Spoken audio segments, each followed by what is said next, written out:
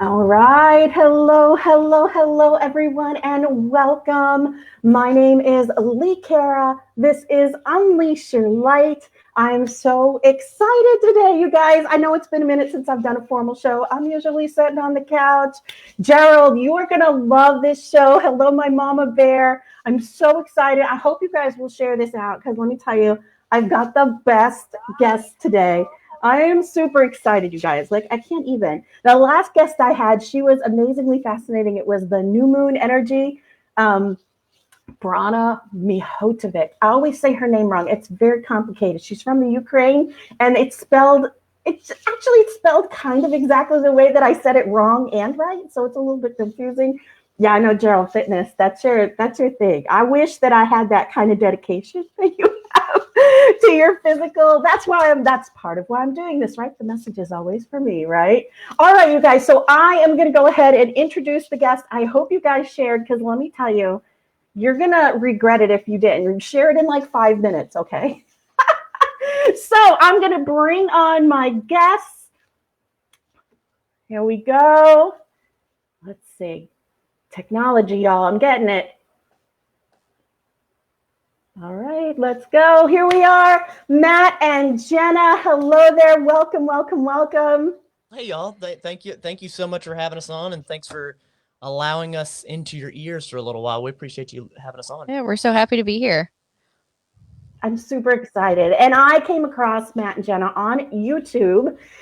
They have a multitude of information out there and tons of links, which you definitely saw in the description. And I would love for Matt and Jenna to explain to us what they do, who they are. Gerald is saying that he's in shape because round is a shape. I second that, but I would like the shape to not be round. So please, Jenna and Matt, introduce yourselves. Tell my people what you do, what you're about. I'm going to do a little bit of sharing while you do that, and let's get this show on the road. Sure, yeah. So we're both registered nurses. I'm a personal trainer, and we're husband and wife. And we started a company called MattLaneFitness in 2017. And long story short, fitness changed my life, just in so many ways. But it changed my life first mentally. Behavior change I found very quickly was the reason that it changed my life. Of course, it changed my physical body and all of that, but we both have had our very different journeys through fitness wellness.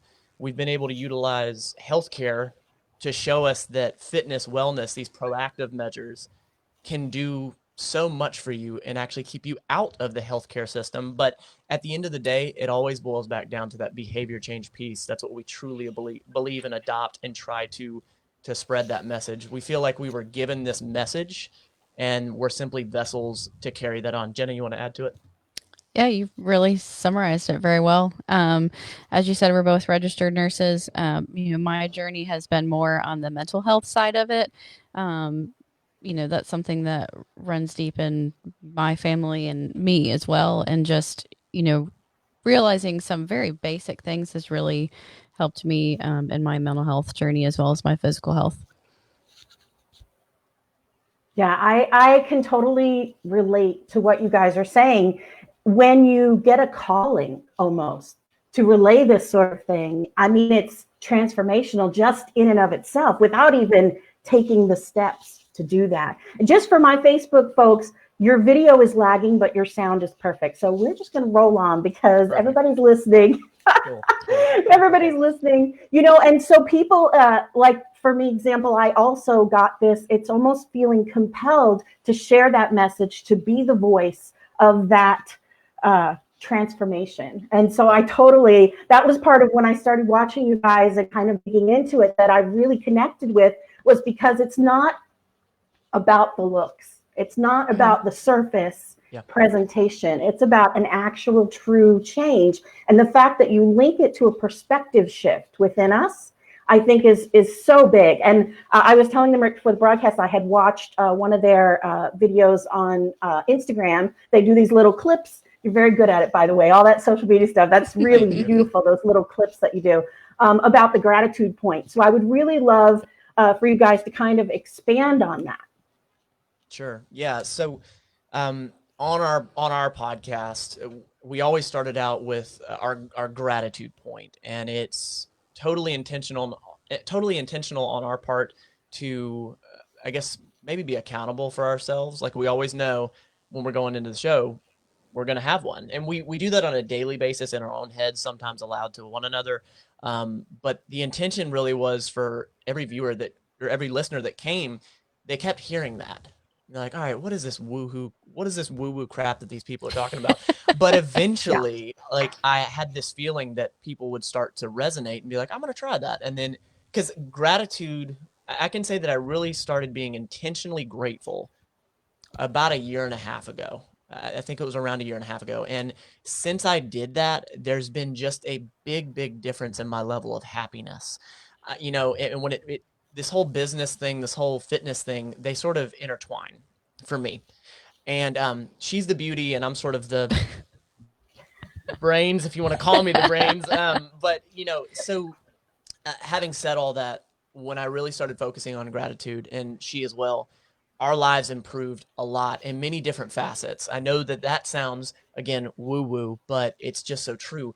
If you can shift your perspective, and that's what the point is for, the gratitude point is for, if you can take something when you're down and in the dumps and not doing well, you're going to shift your perspective. If you can find a piece to be grateful for, it's very easy when you're way up here and everything's going well, when you're not in the midst of a worldwide pandemic. Like, it's really easy when you're doing well to be grateful, but when you're down here, that's the true measure of who you are. So I think that gratitude point shifts your perspective, and that's the intention. Yeah. And I think to add on to it, it's really the difference of the people who are happy and the people who are unhappy is just that perspective shift and that gratitude for what's happening, whether it could be perceived as good or bad. You know, you understand that you're on the mountaintops better when you're grateful for the things that are in your life, and you understand the perspective of the valleys too, of being grateful for that in your life when you have that perspective shift, because you really could be on the mountaintop and still be ungrateful and unhappy if you don't really understand the perspective and have that gratitude. Yep. Absolutely. And you can't go too woo-woo with me, believe me. So, all right. So You to the can't audience, go too woo-woo with me. to the audience and to you, I say with all due respect, I love the woo-woo in you, because I've listened to a few of your episodes, and I was like, this girl is woo-woo as hell, and I love it. I love it. So we will definitely go woo-woo. I appreciate it.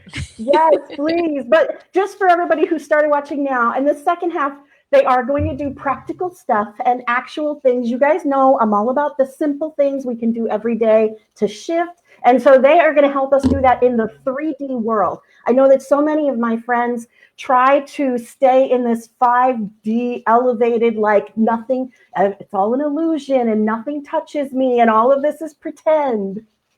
Yep. And so bringing it back into the 3D can be incredibly difficult. And I know a lot of the people in the comments are talking about this exact sort of thing, are connecting it the way that you did.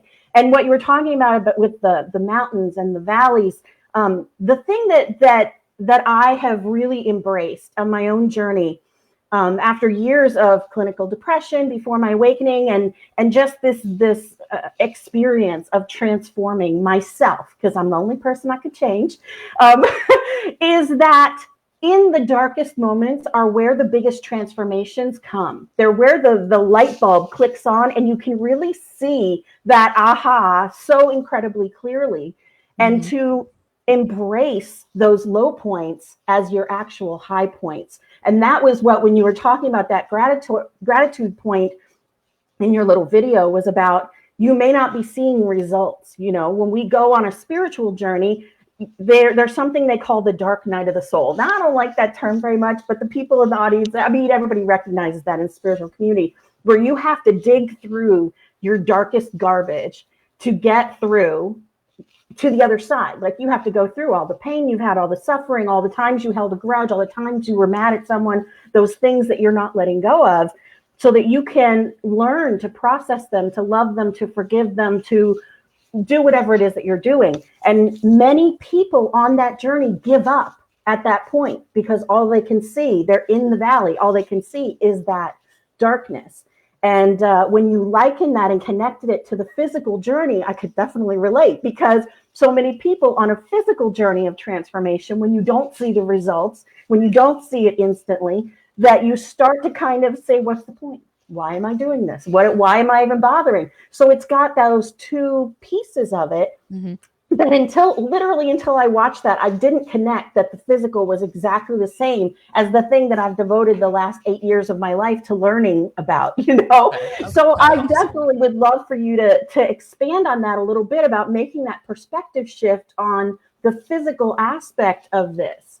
Yeah. Okay. And to put that in perspective, what I do as a personal trainer is I do all online training, and I focus on the behavior change behind that. Like I'll go through the nutrition coaching. I go through of course, the physical piece. You need to, do a bicep curl and all that stuff. But there are times with my clients, we'll go 3 months before we do any sort of workout, because you have to be correct up here before you can translate that to the physical body. I truly believe, and I know Jenna does as well, because we both experienced it, that if it's not correct up here, it's not going to translate. And what I mean by that is, what is your why for doing it? I run across it all the time in healthcare. I run across it all the time in fitness, that people want to improve their body. And the simple question is, I want abs. And there's nothing wrong with that question. I'm not insulting you if that is the question, but it's just a lack of awareness of the approach to it, because that is a very simple question. That is what people think the question should be. However, if you approach it with what really makes those abs, how do you get those abs? When you can ask those right questions, then you can seek the correct answers. But for a lot of people, like you said, it's just that physical transformation of, I want to get here as fast as possible. No offense to you, but if that's your mentality, it's not going to last long. Go ahead, Jenna. Mm-hmm. I know I just rambled. Yeah, well, we have a lot of questions about motivation. How do you find the motivation to keep going? And that's why it's so important to focus on the mental piece before you start the physical journey or the nutritional journey. Because when you wake up in the morning and you don't feel like getting out of bed, it's that mental piece that has to be there, or you're just not going to do it. You're going to give up. And that's why so many people you see start this journey and then stop so many times, because it's that mental piece that hasn't been laid as the foundation. 1000%. Yeah. Yeah. And to liken that with a spiritual journey, the thing that I, like I said, watching you guys just the other day gave me one of those, like, oh, click, click, click, all the several of the tumblers fell into place on the spiritual journey. The thing that I tell people over and over again is, there is no destination. Like, there's not a point where, oh, I'm enlightened, I can stop now. It is the journey itself that is the learning, that is the experience. It's the journey.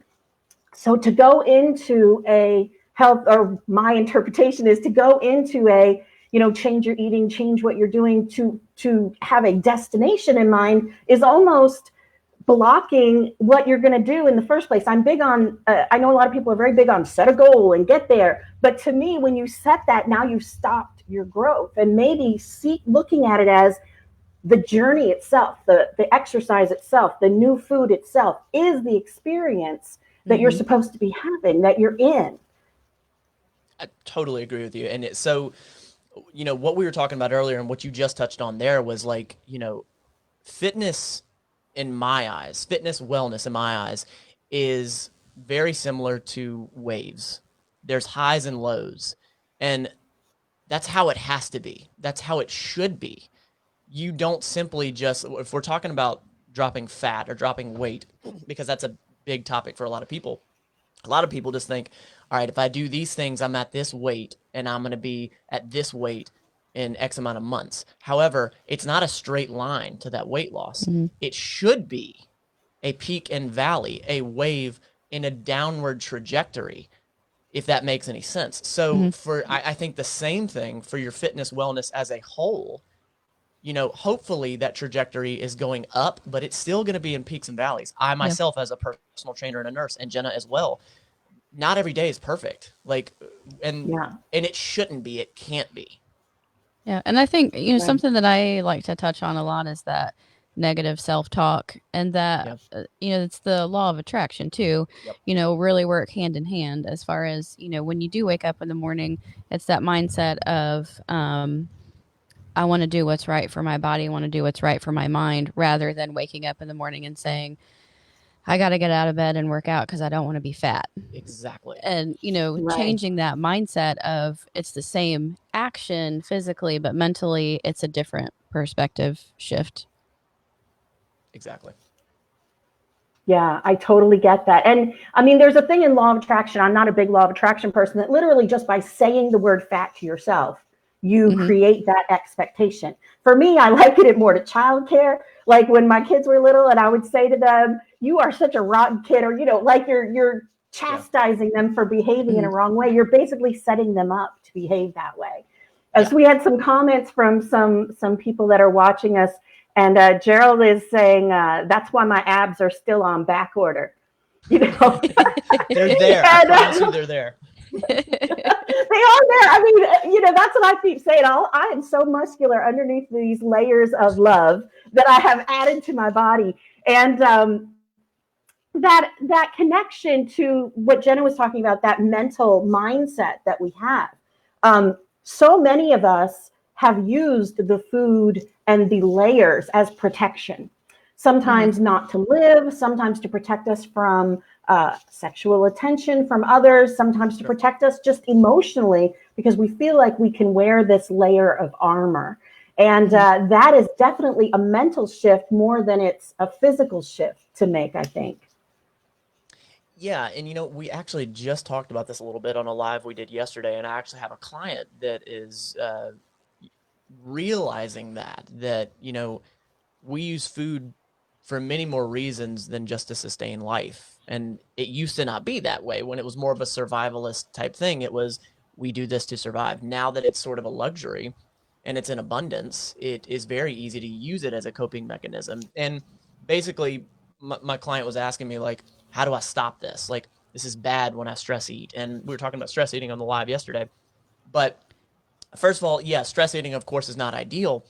But if you're stress eating compared to, let's say, what other destructive behavior, maybe it's not as bad as it possibly could be. And sure, you can still curb it, and there's things to do that you can improve it. But I guess to shift the perspective on stress eating, because it gets demonized, I think, a lot, I look at it from the perspective of, well, okay, yes, we can fix it. We can slowly work on it, but at least it's not something else. At least it's not, I don't know, drugs or whatever. So does that make sense what I'm saying? And that would be a gratitude point, right? In the stress eating. There you go. Yes.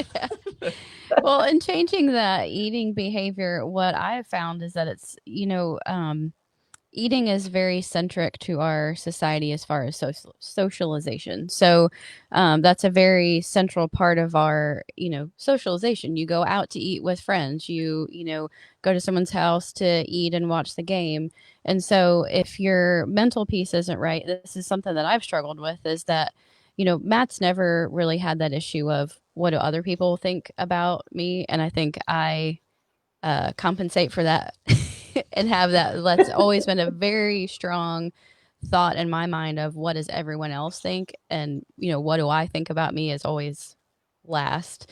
So when Matt started his fitness journey, we'd go out and have dinner, and Matt wouldn't either eat because he wanted to eat his meal preps, or he would ask for something not in the menu. Can I have a plain piece of chicken and just steamed vegetables? And that was very I was just mortified that he would say that, because in my mind it was inconveniencing the waiter, it was inconveniencing someone. We were sticking out. What if someone sees us, him ordering something different than what's on the menu?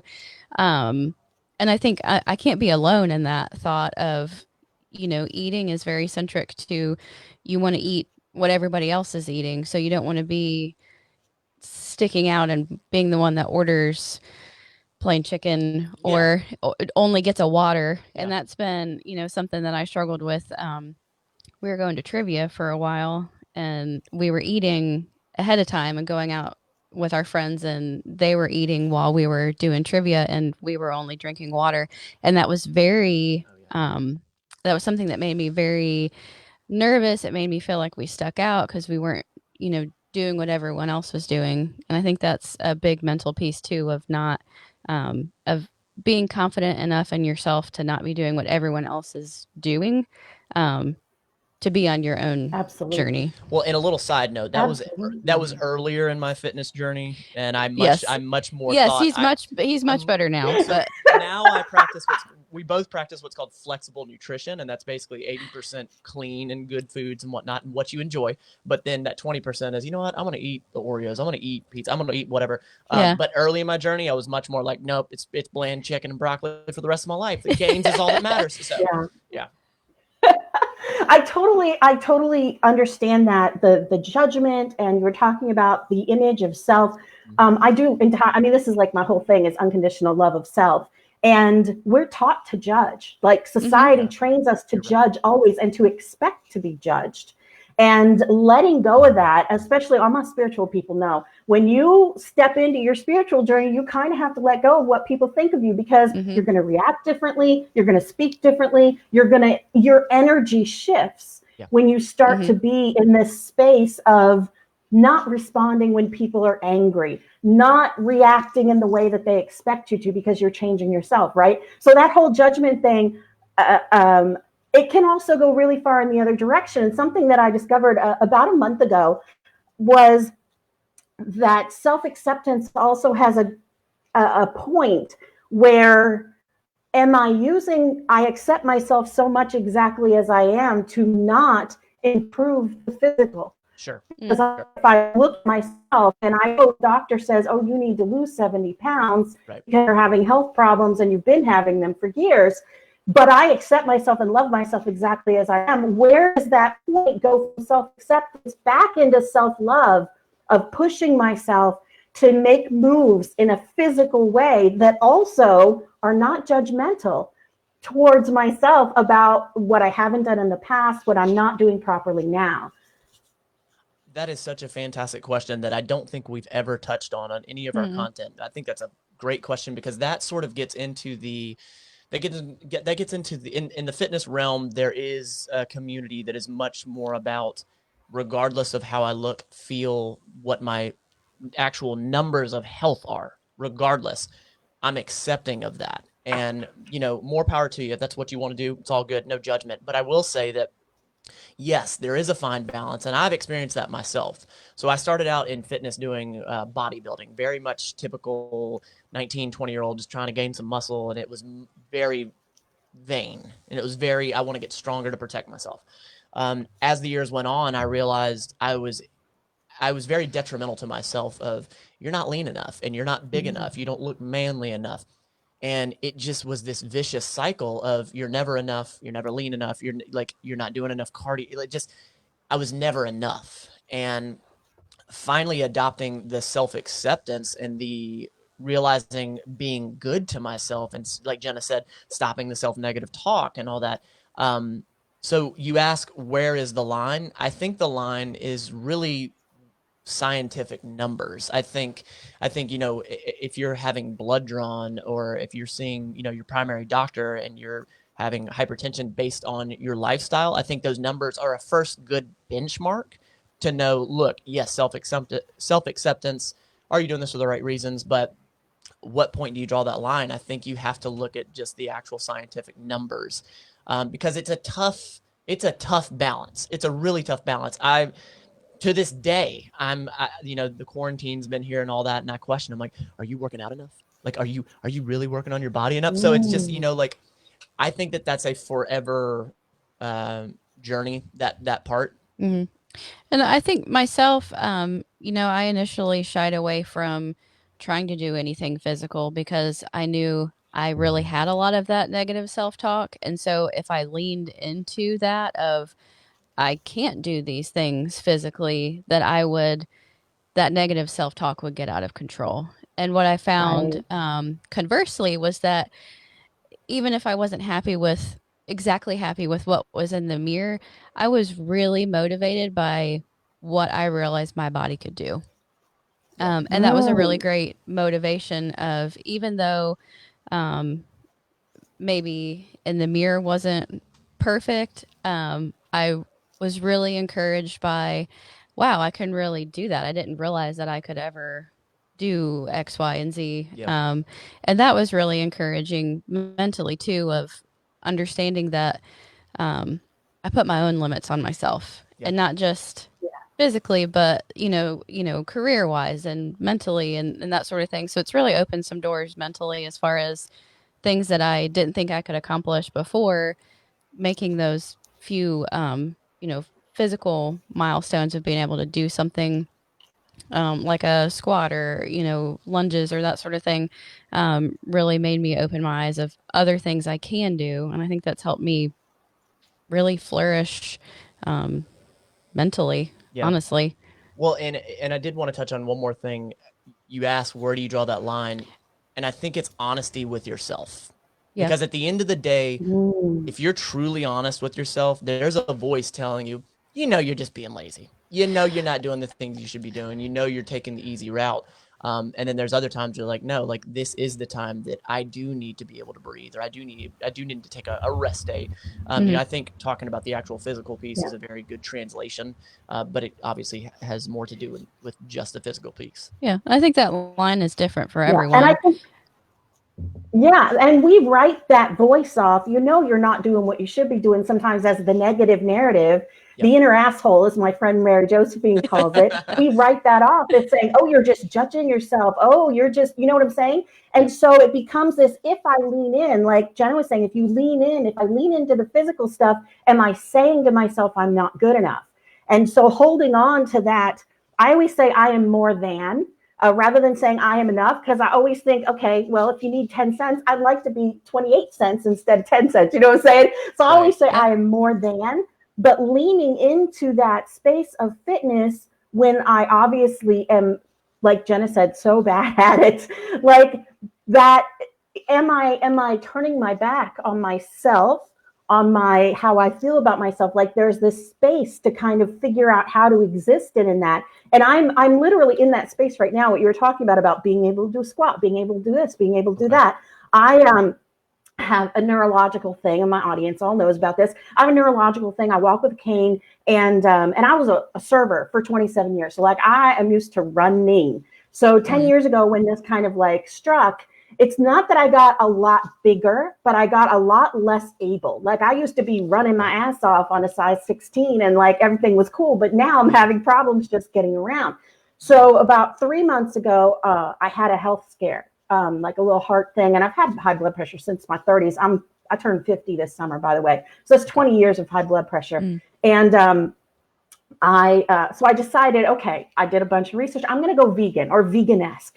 Now I'm already celiac, so I'm already gluten-free. So I went vegan beginning of March, and it was a lot easier than I thought it was going to be. I feel good about it, all this kind of stuff. I didn't see any change physically. So that was the first thing. So then I'm like, well, let me add in some yoga. I've never done yoga before. I watched a yoga thing for big chicks, so that way I could get some easier things, because I have problems with my feet, I have problems with balance, right?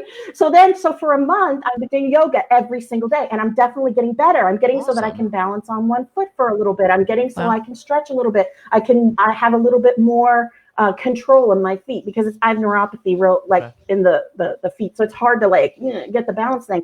And I'm seeing myself progress, and I'm recognizing those limits that I put on myself mentally. When that doctor said to me, you'll never get better, you'll only get worse, this is progressive, and you're probably not going to be able to walk someday, that literally, even though I have been trying to counteract that, obviously in my physical being, somehow I embodied that, no matter how much my brain and my heart tried to throw it away. So I have a question for you on the veganism part. Whenever you said you adopted that initially and didn't really see much physical change, was that disheartening at all? Oh my God, yes. Was it really? But I keep hoping, okay, the change is on the inside. Like I keep saying to myself, I may not see the change, but the change is happening on the inside. And until I go back to my doctor, I won't be able to see what the actual physical change is. Yeah. Yeah. So, when you were talking about the physical piece, and this is no shade towards any medical doctors at all. I work with many, many doctors and love them all to death. However, I think that people hear the term medical doctor or DO or whatever you want to call it, and what they say is law. And while they're incredibly intelligent and more intelligent than I am in certain realms, the human body is incredible at doing things that we do not believe that it can. I highly suggest you listen to a book. You can listen or read it. Who am I kidding? I listen to books. And it's called Can't Hurt Me by David Goggins. He's a incredible human being and has gone through a lot of physical torment to elevate his higher self, his mental fitness, as I call it. So good on you for powering through that and finding what works for you, because I think a lot of people are like, well, I got to get in shape, so I got to get a trainer and I got to go to a gym and I got to do. So good for you that you went and found yoga for your piece, and it sounds like you are improving. So good on you. Yeah, I was shocked. I was honestly shocked because it was incredibly difficult to kind of stick with it. But like I watched, there's a guy, he's a real like gung ho, like fitnessy guy. And back like 6 or 7 years ago, he did this DP yoga, and this dude that was like 500 pounds started doing it.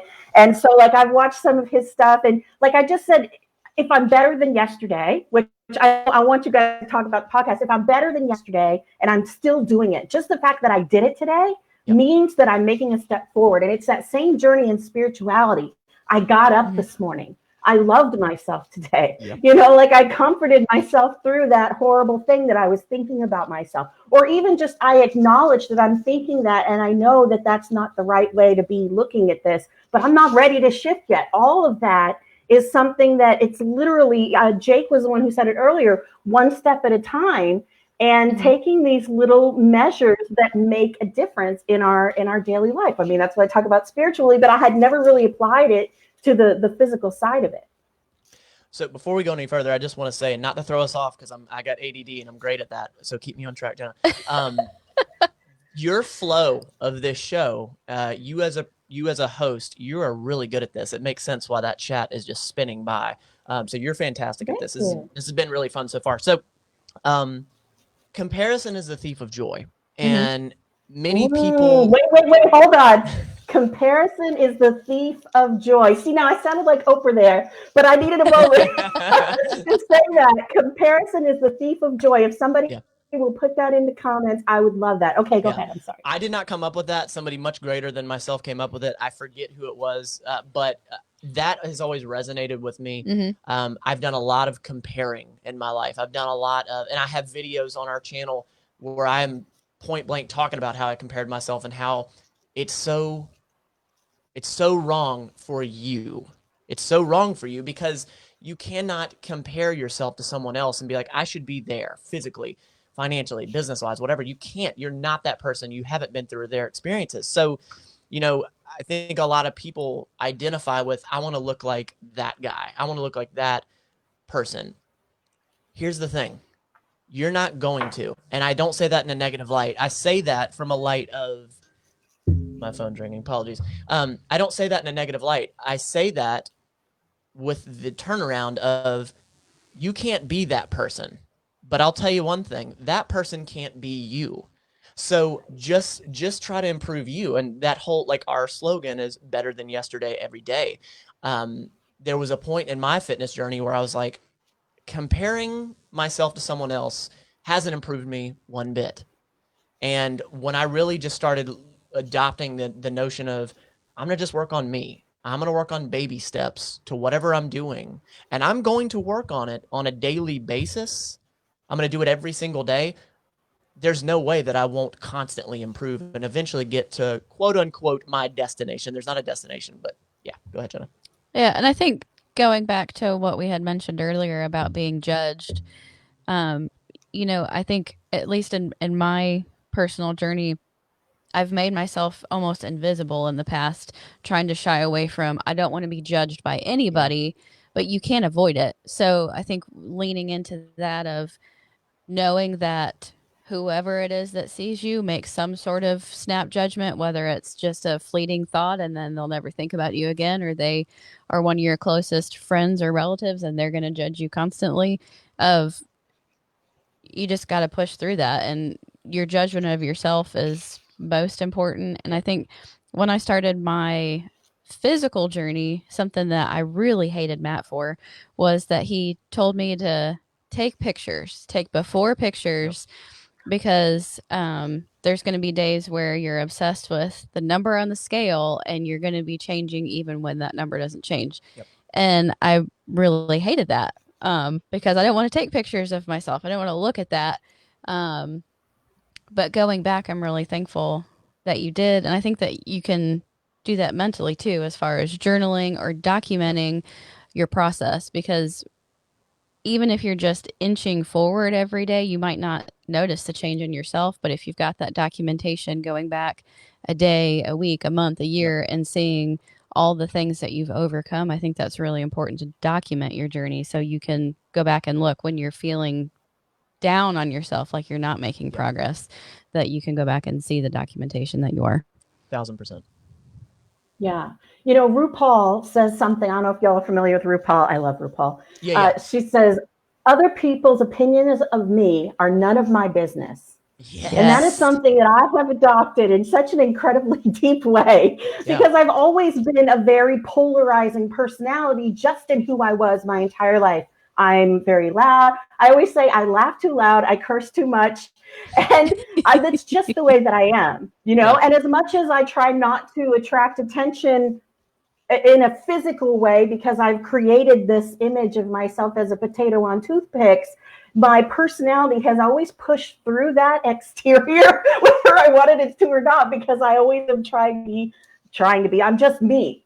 And I don't really think too much about it. But that comparison is the thief of joy, is the space where we really are trying to gauge our progress, judge ourselves, and what other milestone or marker do we have than the people around us, right? So when we are judging how far we get, like it's a race and there's a finish line, then we are stuck in this energy of that person's further along than me. It happens a lot in the spiritual community as well, because there are people that you watch in the spiritual community, and I don't pass judgment. Everybody, expresses how they do, but some of them talk about how they meet people on the astral plane, and some people can meditate for 6 hours, and some people, you know what I'm saying? Like some people talk to spirits, and some people are able to, whatever it is, talk to the Pleiadian and the Galactic Federation of Light. There's people that have all kinds of different, woo-woo things that they connect with, and that they're able to find all of it pointing towards that unconditional love.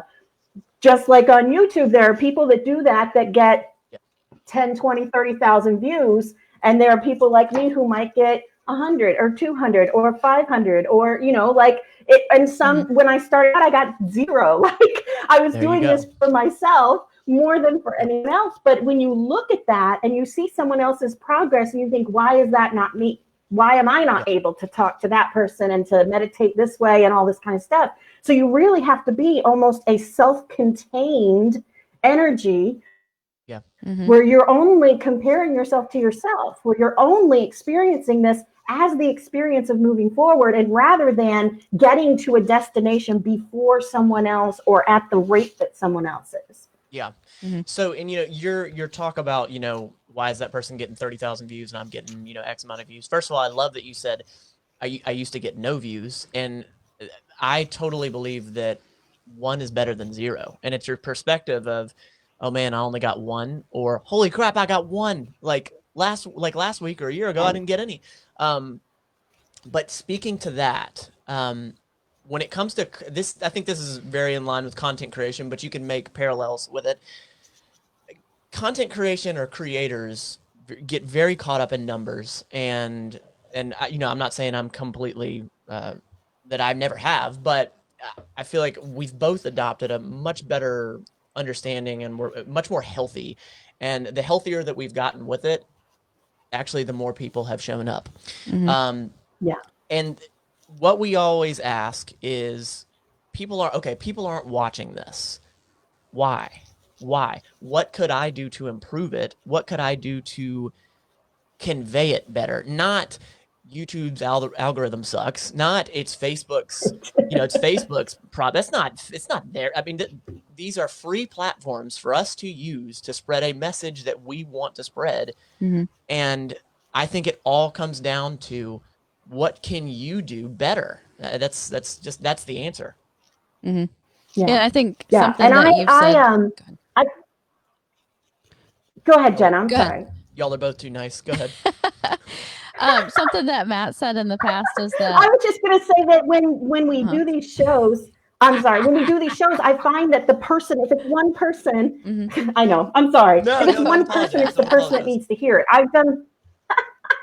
I've done live shows with one person, and that might have been the one person who needed to hear it, that I could have a conversation with that day. Yep. That the person who needs to find the message in that day is there. And maybe I'm preparing all these times that nobody's watching. It's like practice, you know? Yeah, exactly. And you never know, like later on down the road, 2 years from now, somebody might view it and be like, holy crap, mind blown. You never know. You never know. Go ahead, Jenna. Well, what you've said in the past about our, content is that you want to do it because you enjoy it, even if it's just, one person that's following it, that one person's life could potentially have been changed. Yeah. And I think that's so Right. integral in what we're doing is that we're being true to ourselves. And I think that's what attracts people to true creators or being true to themselves, like not getting lost in the numbers and putting on a show, because we're both horrible actors, so we wouldn't do well.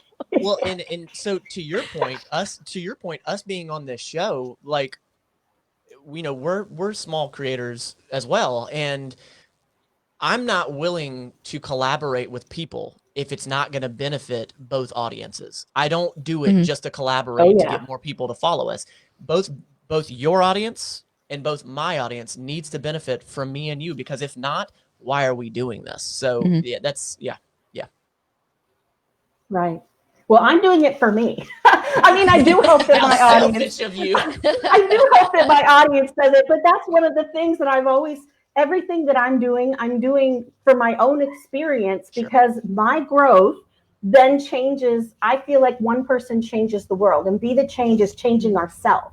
Yeah. And so I share what the universe asked me to do, was to share my personal transformation and journey with the world, whether anyone is watching or not, because that experience is for me. And, so I was doing it because I was drawn personally to your message. And I know that if it means something to me, that energy of that knowledge and that experience to connect with you guys means something to the world, because I am the world and I am changing the world with everything that I do for myself, which is part of this whole connecting the physical with the spiritual. Yeah. Go ahead. I've sort of been. So I'm super excited about this. So let's do some practical stuff. We've gone woo-woo. And let me just, Lynn Marie has this comment: have a mind that is open to everything and attached to nothing. And I think that really connects to what we were talking about earlier about not connecting to the outcome or having that I have to look XYZ way and then the journey is over, but really connecting to the journey itself being the experience. Yep. So let's, anyone in the audience who has a question about either, tell me a little bit about your podcast while I let people, kind of chat about any questions.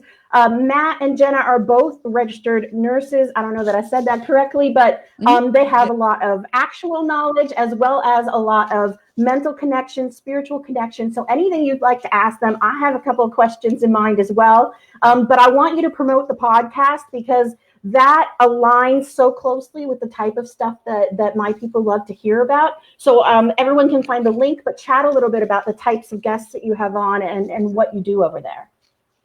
Go ahead. No, you go ahead. Go ahead. So our focus is long-term health and wellness, and really focusing and leaning in on that gratitude. So it's not just fitness people that we have on. We've had a few of those on, but it's mostly just people who have really taken a journey in life to make themselves better, whether that's physically, mentally, spiritually, emotionally.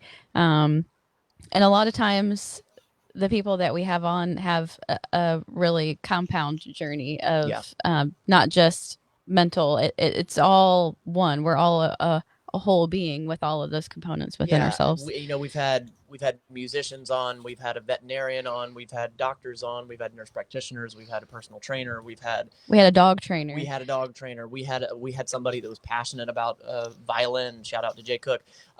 Just all walks of life, and that was intentional on our part. And sometimes we don't have guests on, but it was intentional to show. Like we had one person that didn't know the direction they wanted to go with their life. They were trying to figure that out. So we wanted to have all walks of life on to show that it doesn't have to be these people that quote unquote have it together or have their plan, because a lot of people struggle with figuring out what they want to do. So that's very intentional with the type of guests that we have on. If they have some sort of behavior change, because everybody we've had on, it might be a physical thing, it might be business or whatever. Eventually there's behavior change hidden in there somewhere. So if anybody's that's had that impact, we've done that. Yeah, the dog trainer one was fascinating to me because I have often said that training ourselves. I talk about Cesar Millan a lot because he talks about this thing where we have this danger point with the dog, right? Where you notice that the dog is about to go into the red. And if we can find that point with ourselves, right? Where we notice this is what happens right before I have an anxiety attack. This is what happens right before I go into depression. That's self-awareness and paying attention to your own energy and your own feelings. I'm an empath. A lot of people are empaths. And part of that is you feel other people's emotions. And a lot of people I have found, a lot of people that have suffered from anxiety and depression are actually expressing other people's emotions that they're soaking up that they can't separate from their own. So this energy of being able to recognize my own emotions is so big that I always try to, I'm a simple girl, so I always try to liken it to something that we can notice where that awareness point is. And so in the dogs, he does this little like thing, and it snaps them out of that. I'm heading towards the red and I'm about to attack. And if we can notice that in ourselves and give ourselves some sort of a wake up, whether it's, I always think of like, give yourself a weird image or something that makes you laugh, that you're going to immediately, when you start to feel that, you're going to do, whether it's a physical thing, clapping, spinning, whatever you want. And so it's recognizing that space where we shift from where we should be into dangerous territory for us, you know? And so I'm thinking that physically and with eating patterns and that sort of thing, that we can do that same thing where we are paying attention to that. Lynn Marie, you are reading my mind, where we're paying attention to that and recognizing when we're about to do that thing that you call stress eating. I call it stuffing.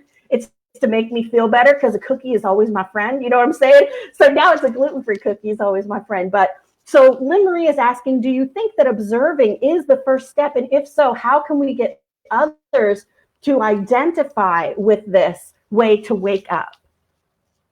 So what do you think? I want to hear what you have to say on it first, to be honest. I'm putting you on the spot. I absolutely do think that observing ourselves, I do think that observing our behavior, just like I was saying, is really that place where we can recognize and make choices. I always talk about the space of primal pain. And when we make reactions from that space that was created by our wounds, we're reacting in a moment and usually not making a well thought out choice that actually comes from our heart. It comes from our defense mechanism. Yep. And so when we can stop for a moment and recognize that before we take that next step, then we're able to make a decision that actually comes from our heart, our mind, and our knowledge, rather than from that space of pain. Like when I go to stuff because I feel crappy, then I need to recognize I'm doing this because I feel crappy. And then I can actually make the decision, do I still want to do this? Or do I want to do something different? And Lynn Marie, I would say to you, you know that you can't change anyone else but yourself. And so even though it would be nice to have others also recognize this, you are the only person who can shift your own behavior. But as you shift, the people around you will start to shift as well. So now I want to hear your answer. You want to go or you want me to go? Yeah, so what I've learned, because I've always struggled with anxiety, even when I didn't realize it at all. I thought it was just how everyone operated because that's all I had ever known. And so just teaching myself, like you said, with an image, mine was just to tell myself to just reset. If I felt my face kind of scrunching up or my shoulders. Matt always used to tell me my shoulders were up in my ears. Yep. That was just reset, telling myself literally the word reset and relax my face, relax my eyebrows, relax my shoulders, and just stop for a second and reset literally. And that really helped just stop that spinning out of control because of what someone else was doing, realizing that there's a separation there of I don't have to always just be reacting, that I'm in control of the situation as well from my perspective. And then starting at the end of the day, really, how I like to end my day is just reevaluating how I did during the day. Kind of, I think people do that in business of like, we're going to do this exercise and evaluate it. Like, I kind of like to do that at the end of my day of what did I do that I didn't really approve of or did, or what did I do well? What could I work on tomorrow? And just kind of separating that as well instead of that negative talk, just really being objective of I did this well today. I didn't do this well today. Tomorrow I'm going to do this, and kind of separating that from the negative self-talk and it being me separating it out and how would I talk to someone else because you don't, at least I don't talk to other people like I tend to talk to myself. Yeah. Oh yeah, so the whole Unleash Your Light thing are steps. Like, here's my little book, not to promote it. Everybody knows I wrote a little book, but there are steps. And step Awesome. number 2 is be nice to yourself and others. And it's a simple thing, but exactly what you're saying about the way that we're talking to yourself, the way that you spend that time evaluating, and the fact that you're now looking at it the way that you would like in a business meeting with other people around, rather than beating yourself up. I think that is a beautiful shift into that space of self-love and unconditional acceptance, while still being accountable for the choices that were made during the day. I love that. Did you say that the person that asked that question was their name? Was it Lynn Marie? Was that right? Yes. Okay. So I wanted to touch on the second portion of that question, and that, her question was basically, how do you help somebody else do the same exact thing in observing? And the answer to that original question was, yeah, I think that observing is the first step into figuring out the why. And again, for me, the why is always the big thing for me. Why am I behaving this way? Why am I doing this? Why am I eating this? Why is this happening? So observing that it is happening and then figuring out the why behind it. Yes. So very good point that you brought up, Lynn Marie. But secondly, you asked, how do you get somebody else to do the same thing, to start observing? That person has to be willing to observe. As much as you want to push them into it or whatever, you're not going to be able to do it. So the best thing that you can do for, let's say it's that loved one, obviously you're asking for somebody that's close to you. The best thing you can do is be that example. Mm-hmm. And then once you've led by that example, and then they come around and they're like, I wonder how I change this. Be like, well, what's worked for me is, observing. So, yeah. Yeah, I love that. All right, we have another question here. This one is from Jake. It's a long one, but I'm going to put it up. I'll read it out loud here. Let's see. There we go. Has being in the medical field shown your ways to spiritual connection? Meaning, was there a moment where you asked, is there something I can do to better my mind, body, and spirit, rather than just a medical opinion? I think you touched on this a little bit, but I would love for you to elaborate some. So I had a little bit of enlightenment, and I think that this answers the question. I was an ICU nurse before, a handful of jobs ago, and that was my ultimate, like, if I become an ICU nurse, that's it, because if you can't live there, there's nothing else we can do for you. In my mind, I was like, I would be a very well-trained and educated nurse, and that's where I'd really be helping people. And while I did, I saw what was about 80% of the patients that I had, was all self-induced problems and conflicts. And I had worked a long time to get to the ICU, and I left there because I started wondering if I was helping or hurting. I literally was asking myself at the end of the day, am I helping this system or am I hurting this system because of these patients? Just a lack of understanding of, 80% of these people, self-induced problems, me keeping them alive on ventilators and all that. am I enabling this? So I don't know. That's immediately where my head went. I don't know if I answered the question or not. Well, and I think that your point is that you were helping people, but it was so far down the line. Like the ICU is really sometimes the end of the line for people, Yeah. and you wanted to help people farther upstream. Yeah. Where healthcare is really reactive, Yes. where if you're proactive, you can really change your own trajectory of literally your lifespan. So Give me a high five real quick. Thank you. Go ahead. that's, Matt being a personal trainer and wanting to, change behavior is very in line with him being a registered nurse. It's just much farther upstream of keeping people out of that cycle, because once you're into the healthcare system of needing, a lot of the support from medications and doctors and stuff, it's hard. Sometimes that's it.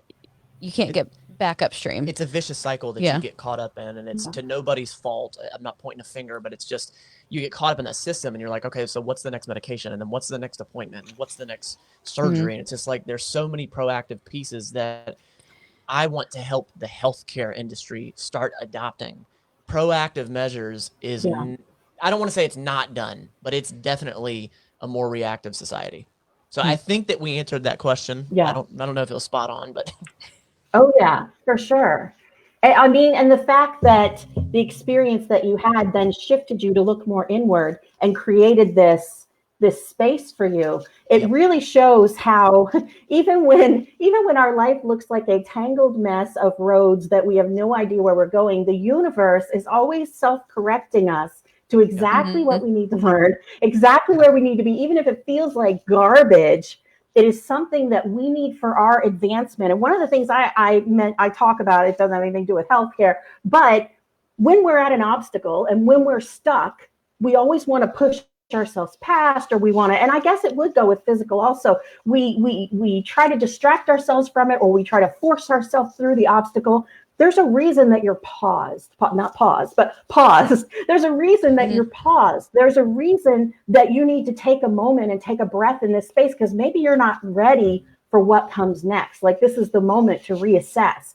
And so I think that that's a really important moment, one of those pivotal moments in a person's life where they kind of look around and go, is this the right space for me to be in?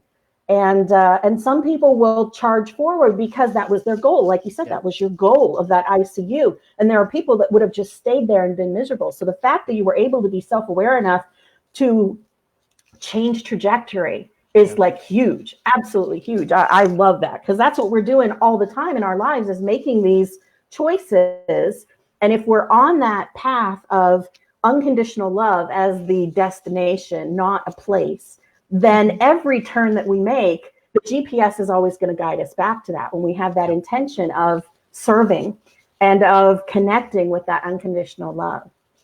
And thank you. I appreciate that. And this is not about me. This is still about you, the audience. But expounding on that, it was incredibly difficult to walk away from that. When I say it was incredibly difficult to walk away, I don't mean like I waited and waited and waited. I mean mentally, it was so tough to walk away from that, because there were so many people that helped me, educated me, pushed me to get to that point. Years of work to get to there, and to have to tell them I'm not going to do this. It was really, really tough. I mean, nurses that had like been my mother, it was like, all right, this is how you do this. And it just really took me under their wing, and doctors and just people outside of the medical community that I said, this isn't correct. It was really difficult. And I got some backlash for it. And then I got some support in other areas. But I will tell you, the audience, that if you're having something similar like that, you're having that for a reason. You're having those feelings for a reason. And if you can do the more difficult thing, I promise you, it most of the time is going to be the better thing. And I'm so glad, and I'll never go back. I know that and it's been so much better for me as a whole. So I say that for you, the audience. I hope that someone out there it hits, and I hope that you can make that shift for you.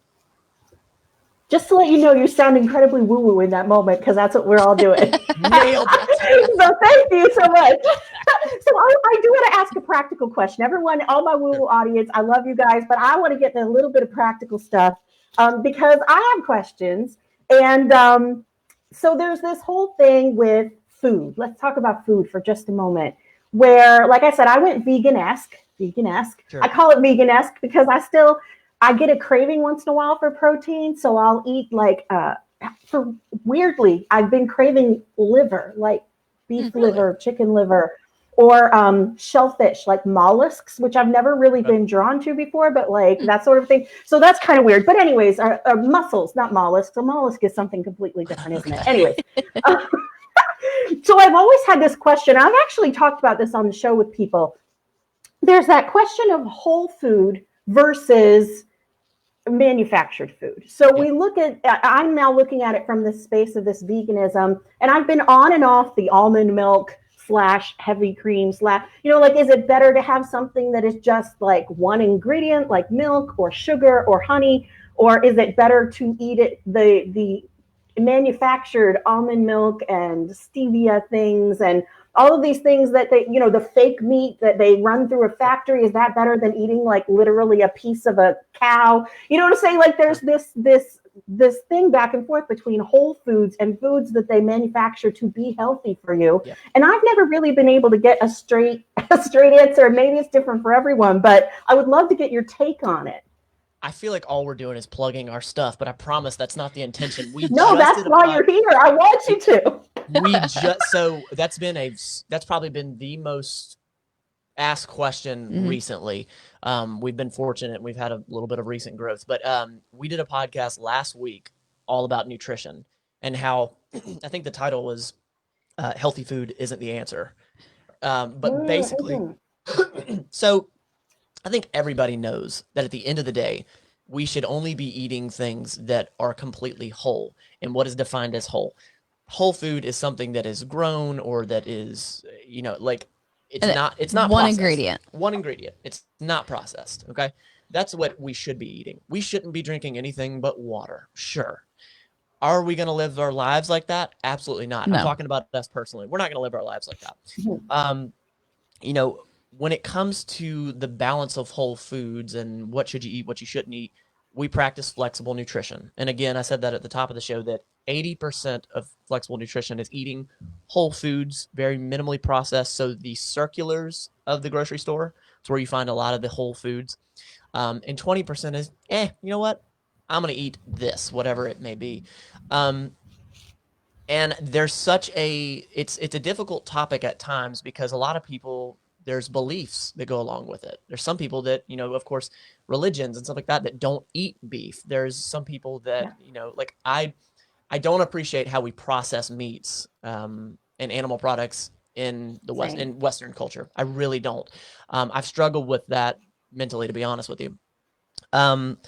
We actually we did another video on the fake meats and how I think that these fake meats they're a step in a good direction, that we're looking for alternative sources. I think that it is a bit of a, for some people, I think it's like a quick, like, oh my God, like it's healthy. It's healthy, so it's perfect.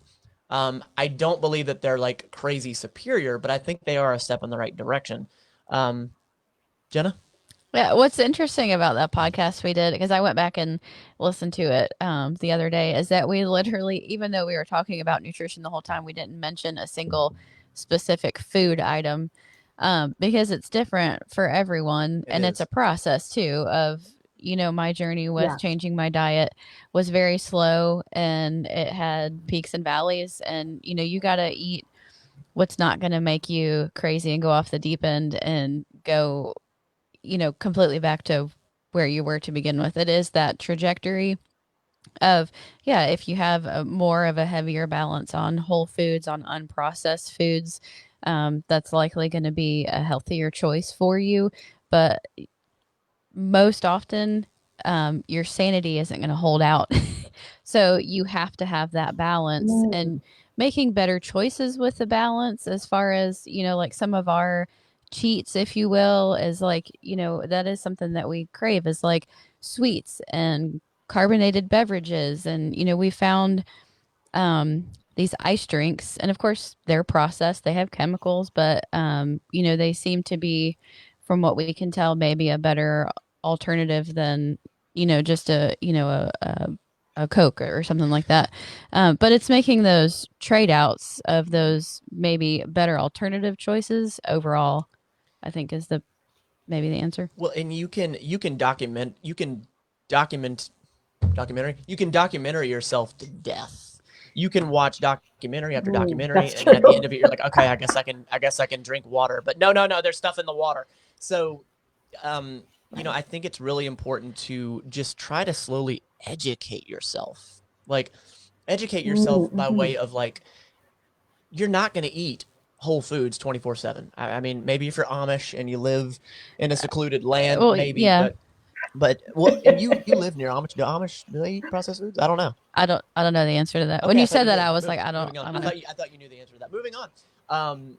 And to clarify, we are not registered dietitians. So legally, here in Florida at least, you have to be a registered dietitian to, say, write a meal plan or something like that. A personal trainer can give you some direction, but I can't sit down and write you a meal plan out. But so the question that you originally asked was, what should I be eating? And it is a common question that we hear, but it's, if you know that you're shooting for whole foods and they're whole foods that you like, you're on the right path. And don't beat yourself up if you have an Oreo or if you have some pizza or whatever. And I just think like you said, Jenna, I think it's about the balance piece. What are you going to do long term? I hope we answered the question. Gotcha. You did, but it's still, I guess that literally maybe I have to go to a personal nutritionist who takes my blood and looks at the stuff and figures out, should I be having whole milk in my coffee or almond milk in my coffee? Like, these are questions that I've had for years now of trying to figure this out. And I went a long time not putting any sweetener in, and then it was okay, well, honey is good. So that's like a whole other journey. And maybe, like you said, even journaling my body's reactions to it, where I'm in a space right now where I probably won't go get blood taken for another month or two, but even just journaling my body's response to it, perhaps for our audience watching, can help you see how you respond to it. Because since we're on a personal journey, those things are something that we have to pay attention to. I was my daughter is 28. She actually lives in Florida, and we were talking yesterday. I told her, well, mommy went vegan, and I said, but I call it vegan-esque. I think I'm probably about 75% of the time I'm doing pretty good with just the vegan and very little processed. She was so amazed. Like, she was so impressed. And it's the same thing. And I told her I was doing yoga every day. It's the same thing. It's those one step at a time, like we're talking about, taking that one step and each day and each moment choosing to be better. Now, at that point, that's for you to plug the full name of your podcast, because that exactly connects with that. What is the full name of your podcast? Yeah.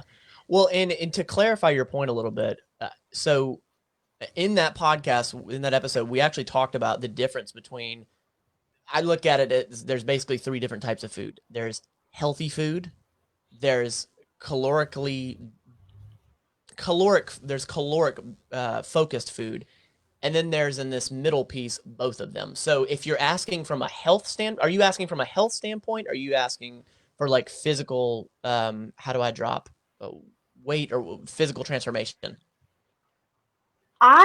I was just thinking for your physical health, because, like I said, like we talked about earlier, I tend not to think about my size or my weight or anything like that unless it's, what I'm saying? But I really, those choices that we're making every single day are so important. So, yeah. And so, long and short of it is, I've seen study after study after study, and I've seen it go both ways. And if you were really wanting to figure that out, I mean, doing going to a registered dietitian or having some sort of allergen test to figure out, okay, wait, do I have an inflammatory response to whole milk as compared to almond milk? That would be a real specific question that they could answer. Unfortunately, I don't think I can answer that. Well, and going back to your question of plugging our podcast, Matt loves to get off on tangents. That's all we've done. I'm sorry. Go ahead. So our podcast is called the Better Than Yesterday Everyday Podcast. And Better than yesterday, every day. That's another one of those moments that needs to be a little aha there. Better than yesterday, every day. And that's that individual choice that we make every moment of every day, whether it's a physical journey or whether it's the emotional journey, whether it's the spiritual journey, is that choice to be better than you were yesterday. And not better as in I'm more this or more that, but to be authentic and loving and kind to yourself. And in the physical journey, I would guess that would be embracing my body as my temple, because we're in these vessels for this journey on this planet, to go back a little woo-woo.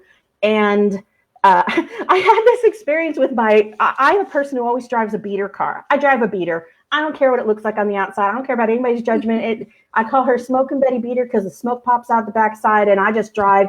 I told my mechanic, I'm sorry that I didn't check XYZ because I drive my cars till the wheels fall off. And then I went, oh, damn, I do the same thing with my body. Like I literally will just run myself into the ground until something breaks and I have to go to a doctor. And so that choice every day to choose differently, so that I'm not just running my car ragged, running my body ragged, and running my mind to a point where it breaks, is that better than yesterday, everyday choice that everybody makes. And so you touched on it just then, but I want to highlight that a little more, that better is subjective and to you, it's not objective. So better can mean, and this has been for the both of us, better for me at one point was improving my own confidence level. Better for me was the first year I started with fitness was I gained 30 pounds intentionally. It wasn't all muscle, but quite a bit of it was muscle. Better can come in so many different fashions, and it's dependent upon what is better for you. Yeah. Got anything? I love that. No. Well, I think that better than yesterday every day is incremental across the board. You can't, I don't think you can focus on your mental health and really get your mental health fantastic without improving other aspects of your life. Because you're loving yourself and embracing yourself more and really understanding yourself better when you're looking at your spiritual health or your mental health. And I think whether that means your body looks different or just what you put out there looks different, how you feel, that aura that you have looks different, you can't help but improve all the other aspects of your life when you're really focusing on one piece. And I think it's incremental. Some days I'm better in this aspect, some days I'm better in that aspect, but overall it's as long as your trajectory is moving, that's what's important. It's true. Self-awareness extends to the body, not just the soul. And I think that that's the piece that I've been missing is connecting that to this, because we get in this state of how the vessel feels and it hurts to be in it. And if you can kind of lift yourself out of that physical experience, but really we're in this vessel. I talk about we're human for a reason, and no amount of like, oh my God, beam me out of here, Scotty, is going to change that experience. Like the end of the experience is when you die. And even that may not be the end. It's a journey into whatever comes next. Energy is not created or destroyed. And so in this journey in our body, we're human for a reason. We're here to experience human life. And part of that human life is this meat puppet that we walk around in all the time. And, learning to take care of that meat puppet and choosing to make every single day better, subjectively better than the day before, I think is such a huge part of this. And there's a line from a terrible movie called Vanilla Sky. Horrible movie, great line. There's a line in it that says every moment is an opportunity to start over. And so like literally I could choose immediately, okay, from this point forward, I'm going to eat more whole food than not, or I'm going to do yoga every day, or I'm going to run 10 blocks if you can do that.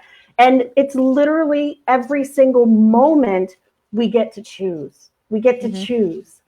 And so that's part of the beauty of this. I love that. I love what you guys are doing. I think we should probably wrap things up. I want you to let people know how they can get coaching with you, how you can do the training with them. I'm not sure what you call it, but I want you to plug all the stuff that you plug. I'm going to put your website up here while we do that. And please share how my audience can get in touch with you. Well, and before we end it, like you just said, that quote, say that one more time from Vanilla Sky. Say it again. Every moment is an opportunity to start again. Yeah, I love that. And it's like, that makes me immediately think of the last chapter of your life hasn't been written yet. It's never over, sort of thing. And you can adopt whatever you want to change. You can adopt. We are very adaptive beings, and wherever you're at, whatever you're trying to change, you can. So anyway, yes, plugging time. So for the coaching, it's all online coaching, and it was even before Corona, but MattLaneFitness.com, and pretty much every handle we have is MattLaneFitness. We're on YouTube, of course. The YouTube channel for the podcast is actually the BTYE Podcast, but the podcast itself is also on iTunes and Spotify and all those other places. We're on TikTok. I felt a little ridiculous sending you all of our links because we really have a lot of locations. As I sent all those, I was like, I feel kind of like a jerk sending her all these links. But well, I put them all in the description here. I appreciate that. But Matt Fitness is where you can find us pretty much everywhere. Yeah, and no matter who you are or what your mentality is, I think we may have some sort of content that's up your alley. We do a live meal prep every Saturday, which kind of highlights how simply we cook, but also specifically what food we're eating for the week. We have a series workout with us on our YouTube where it's been our quarantine fitness. We've gone through some upper and lower body movements. We've gone through all the way down to the discussing every micro ingredient in the ice drinks. So no matter what you're really drawn to, we've really tried to, put content out there for people of all mentalities to try to help you work through it. Yeah. And specifically, there is one playlist that we have that I keep adding to, and it's called Matt's Mental Fitness. And I'm proud of it because it's here for maybe 6 or 7 episodes now. It's been me going to my therapist and coming back out to the car, turning the camera on, and basically verbalizing what we went through and sort of my realizations with that. And it, like you said, how this is for you, what you're doing, your content is for you. That was very much a journalistic piece and being like, I need to do this, document this, find the progression for me. But a lot of people have really related to it and have said that it's very transparent. So yes, I think you're right. I think we have a lot of things that speak to different audiences, and 1000% we're going to have you on our podcast. This has been absolutely incredible. You are a fantastic host. We've been on podcasts. We've had guests on podcasts, and sometimes the conversations flow really well. Sometimes they don't. And we've had a few episodes where we did not publish them just because it did not benefit the audience. But I will tell you that, when you're in a state of like flow with content, and especially collaborating, you are so good. You are so good, and we want to have you on. We'll talk about it off camera when we'll do it. But this has been so fun. Yeah, it really has. I appreciate that. Thank you so much. And I want to let the audience know, like I said, I turned 50 this summer. So a lot of my audience is in my age range. And they're in my age range. My oldest son is older than you guys, I believe. He's 30. He turned 30 this year. Oh, I'm 36. And then my daughter's 28. Oh, there you go. Okay, not quite. You look young too. You look very young. And then my next one down is 28, and then I have a 16-year-old who's still at home. So, but my audience is kind of in that age range. I have some that are younger, but I also have some that are up in their 60s and 70s that I've been friends with for a long time, that follow my journey. And that just tells you that the spiritual journey can start at any age, because some of these people that are here, they've only been on this journey for a couple of months or a year or two, and the transformation is just incredible. So I know that physically that it's never too late to start. And Yep. so do you work with people from all age ranges and Yep. all levels of fitness abilities? Yeah, without a doubt. I think my most experienced client right now is 67. And I don't go below 18 because there's a lot of specifics and there's certain sub certifications that you need through that. So 18 and up. I'm really, really looking for anybody that is wanting to approach it from a behavioral change process. I really don't do like competitions or like I want to get into incredible athletic shape for like bodybuilding or shows. It's just not my realm. I'm much more Yeah. on the holistic total body health. Now, not to say that I won't help you get physical transformation, but yeah, I think that answered the question. ADD. Yeah, I mean, and that's one of the reasons why I was drawn to you, is because something that I find in my spiritual journey, and I know that a lot of my people do, is that to deal with people who are rooted only in the 3D world, it's difficult sometimes even to have a conversation, because when you say something like, oh, I had this weird ringing in my ear and I thought that it was the spirit speaking to me, my doctor's response to that was either that or you're having some sort of brain event aneurysm and we need to get that looked. You know what I'm saying? Like, so even in that fitness realm, there's almost like a vocabulary that a person who tends to be a little bit more in the spiritual world has, that sometimes doesn't translate very well to people who are only looking at the physical. So the fact that you also connect that change in the way that we think and shift the perspective along with it. You were talking at the beginning about how sometimes you don't even do a physical workout in your training for weeks into it until you feel like they're ready to start making that change. Yep. So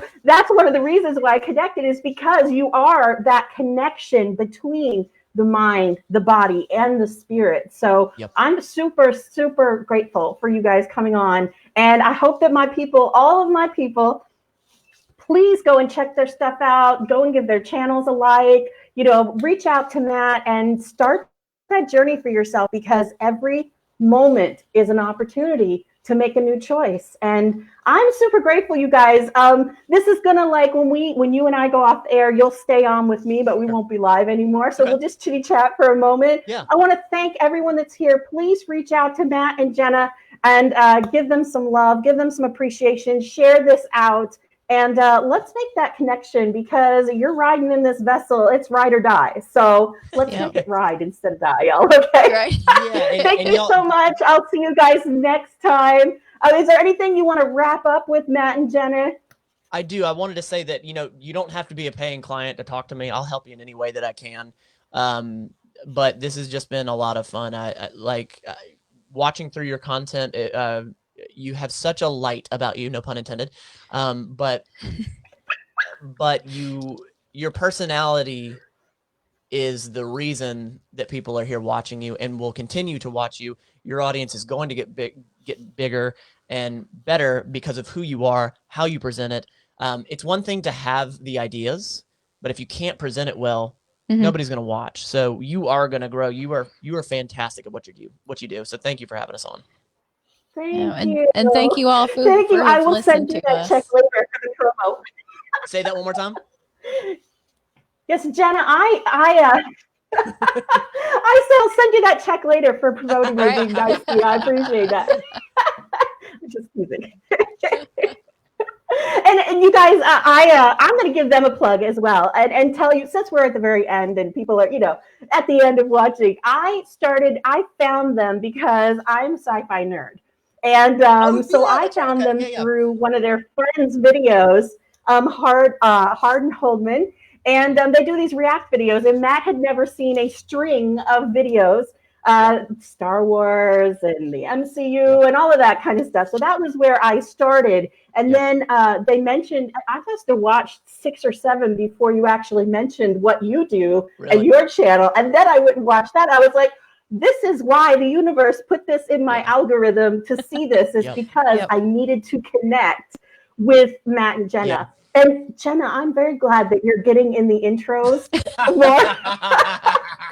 I'm very glad because more Jenna is exactly what I need to see in these videos. So I'm just saying, not that the rest of your friends aren't wonderful, but more Jenna would be great. So that's awesome. I agree. That was going to be one of the questions. so anyone who's interested in that, reach out to me and I'll send you the link for the stuff. I have discovered that I love these React videos because watching people rediscover things that I love is joyful, whether it's music or even the ones where they're eating. There's a whole series of Irish people eat things. Yeah. So Irish people eat Krispy Kreme and Irish people eat candy or drink tequila. It's joyful to watch other people have these experiences, and to share that because it shows us how we're connected.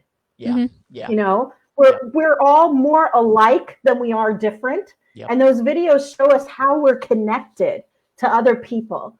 So I'm super grateful for the universe. I always say I have no idea why this is put in front of me, but with you guys now, I know why you were put in front of me. So that's all right. I'm really going to sign off.